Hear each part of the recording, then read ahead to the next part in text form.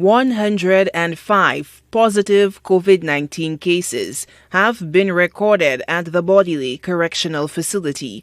There was upheaval at the prison weeks ago when inmates live-streamed their protest over court delays and COVID-19 cases. Ironically, the inmates were seen on camera skirting social distancing protocols in their bid to bring across their grievances.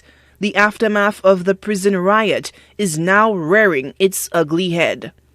Coming out of our inmate riot, started doing all this testing is part of the results of that. So what we've done is created an isolation unit, and we're moving some of those inmates, all of the positive ones, into an isolation unit.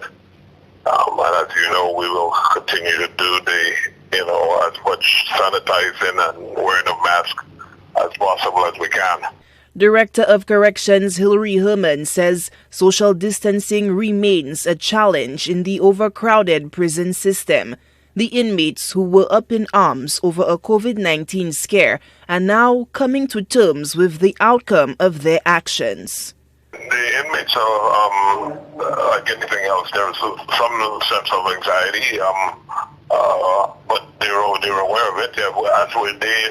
They did the testing, and the results are now being realized. So some of them know and some of them don't know. As a matter of fact, the way we operate is we have 9 individual units, 9 small prisons within our overall prison, and the 2 units that we had the events in, the riot event that the inmates had, those are the units that those positives came out of. Herman says the 105 positive inmates are being monitored. However, most of them do not appear to have symptoms. The director says should their condition worsen, they will have to be moved to the respiratory hospital. Herman says the department is also concerned about staff members who are contracting the virus.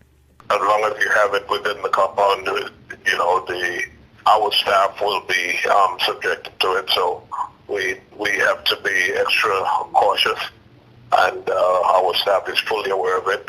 Keeping in mind we have some dedicated staff that continue to come into work even in light of the situation. The Ministry of Health, in a press release dated March 2nd, outlined a list of recommendations to control the situation at the Bordelais facility, including the vaccination of inmates and custodial staff and limiting the number of areas where inmates gather. Solange Alfred, HTS News Force.